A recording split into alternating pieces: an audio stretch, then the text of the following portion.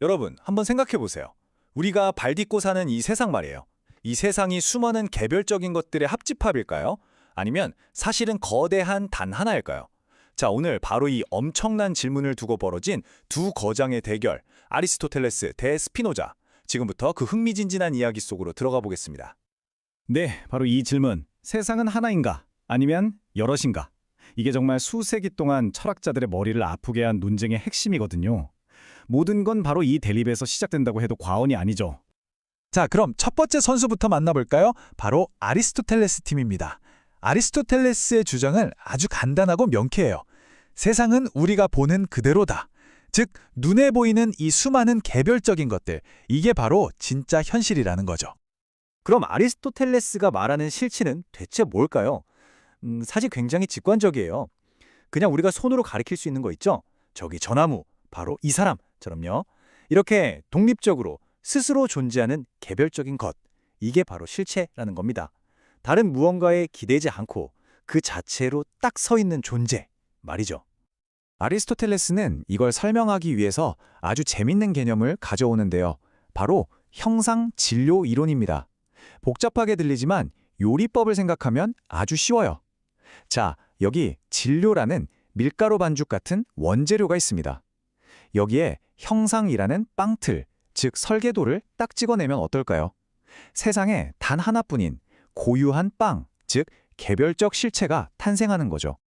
그리고 여기서 정말 중요한 포인트가 나옵니다. 진짜 현실을 구성하는 진짜 백이 실체는 뭐냐? 바로 우리 눈앞에 있는 이 특정한 말 한 마리, 저기 저 소나무 한 그루, 이런 구체적인 개별자들이에요. 이걸 제1실체라고 불렀어요. 반면에 말이라는 종 전체나 나무라는 개념은 그걸 이해하기 위한 도구, 즉 제2실체에 불과하다는 거죠. 핵심은 뭐다? 개별적인 존재가 먼저다 이겁니다. 그러니까 아리스토텔레스의 세계는 어때요? 아주 풍성하죠. 수많은 개별적인 실체들이 모여서 하나의 멋진 직물을 만들어내는 그런 다원주의적인 세계관인 겁니다. 자, 여기까지가 아리스토텔레스 팀이었고요. 이제 완전히 180도 다른 관점을 가진 선수를 만나볼 시간입니다. 자, 이제 반대편 코너로 가보겠습니다. 다음 선수는 바로 스피노자입니다. 스피노자는 똑같은 우주를 바라보고는 와, 정말 상상도 못할 완전히 다른 결론을 내립니다. 스피노자가 생각하는 실체 정의는요, 아리스토텔레스보다 훨씬 더 엄격하고 까다로워요.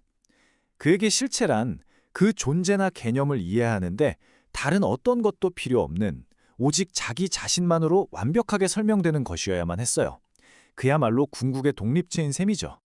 자, 이렇게나 까다로운 조건을 만족시키는 존재, 과연 몇 개나 있을까요?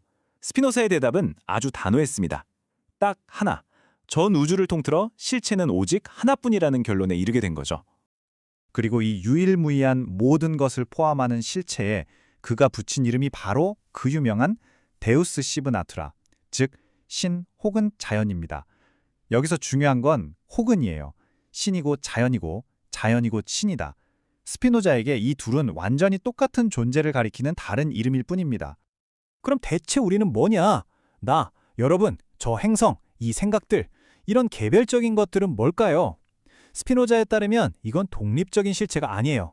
단 하나의 거대한 실체, 즉 신 혹은 자연이 잠시 다른 모습으로 드러난 것일 뿐입니다. 스피노자는 이걸 양태라고 불렀어요.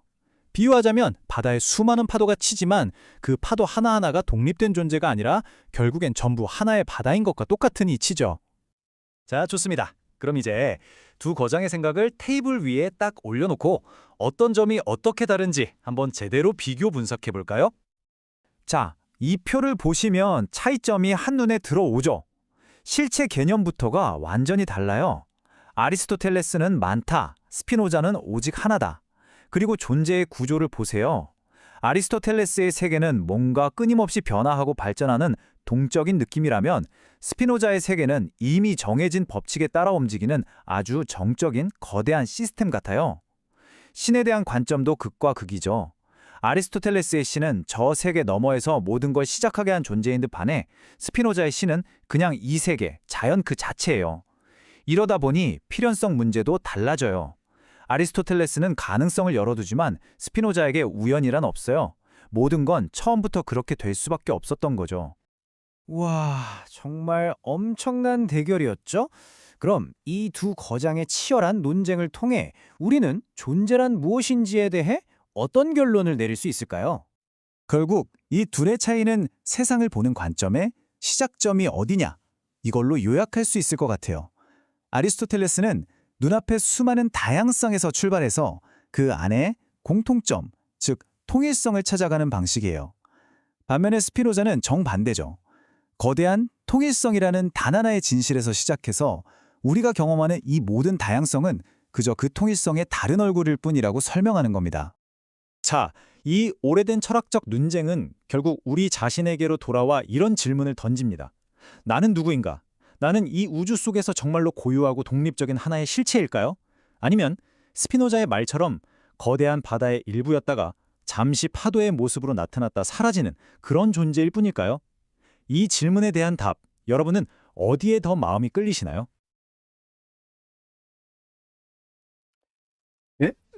잘 들어봤네요. 스피노자의 실체론. 아, 스피노자의 존재에 대한 관점을 아리스토텔레스와 비교를 해보자면 아리스토텔레스가 실체라는 개념을 통해서 존재를 설명을 하려고 했죠. 그의 스승인 플라톤은 이데아라는 개념을 통해서 존재를 설명하려고 하는 그런 면이 있었다면 아리스토텔레스는 그런 너무 추상적인 그런 요소에 집중하기보다는 그 이데아는 실체를 이루는 형상이다. 즉 우리가 평상시에 보게 되는 늘 보게 되는 이 개별자들, 개별적으로 존재하는 것들이 플라톤이 말하는 이데아와 같은 그것의 본질을 가져다주는 형상과 그것을 만들어낼 수 있는 진료가 합쳐져서 개별자들이 생겨나고 그 개별자들을 공통으로 묶어주는 그런 보편자들이 있고 그런 것을 이제 2차 실체다 뭐 이렇게 생각하는 개별자들과 그것들이 이루는 공동체 어떤 보편자들의 연결성들을 찾아가려고 했던 그런 면이 있었다면 스피노자에게는 그런 것들이 너무 복잡해 보였는지 모르겠지만 어떤 대단한 나름대로의 이제 통찰을 발휘해 본 거죠. 실체라는 것은 완전히 어떤 것에도 의존하지 않고 자기 스스로 독립적으로 존재할 수 있는 것, 그것만을 실체라고 부를 수 있어야 되는데 그것이 뭔가를 찾아봤을 때 우주 전체, 즉 자연계 그 자체밖에는 없다라는 것을 보게 되고 그래서 그 유일한 실체가 신이지 않느냐. 그래서 신과 자연은 결국 같은 것이다. 그렇다면 우리가 보게 되는 경험하게 되는 이런 개별자들, 나라는 존재, 너라는 존재, 옆에 있는 강아지, 이런 것들이 무엇이냐 이런 거에 대해서 그 원래는 다 하나의 실체이지만 그것이 드러나는 양태라는 말이 좀 재밌기도 한데요. 기독교 세계관에서는 말하자면 삼위일체의 개념을 설명할 때도 잘못 설명하는 사람들이 보통 사용을 하죠. 신은 하나인데 여러 가지 형태로 자신을 표현한다. 세 가지 형태로 아버지, 아들, 성령의 형태로 표현한다. 그래서 양태론이라고 부르죠. 그것이 이제 기독교에서는 하나님을 설명하는 아주 잘못된 그런 개념 중에 하나로 여겨지는데 재밌게도 이제 스피노자가 존재하는 것은 우주 하나 그 자체 그 하나뿐이고 그 실제로서의 유일한 존재인 우주가 신이고 나머지 그 안에 있어서 보여주는 하나의 개별적인 존재들은 그 신의 양태일 뿐이다 라는 말이 아주 재밌게 들리네요. 어쨌든 이 생각이 왜 근대인들에게 엄청난 영향을 주었는지 저로서는 잘 금방 떠올리기가 힘든데 제 생각에는 이제 기독교적인 세계관에 만족해하지 못했던 유럽 사람들에게 새로운 시각을 준 그런 면이 크지 않나 그런 생각이 들기도 하네요. 하여튼 스피노자와 아리스토텔레스의 존재에 대한 개념, 실체라는 것의 개념을 중심으로 한번 비교를 해봤네요.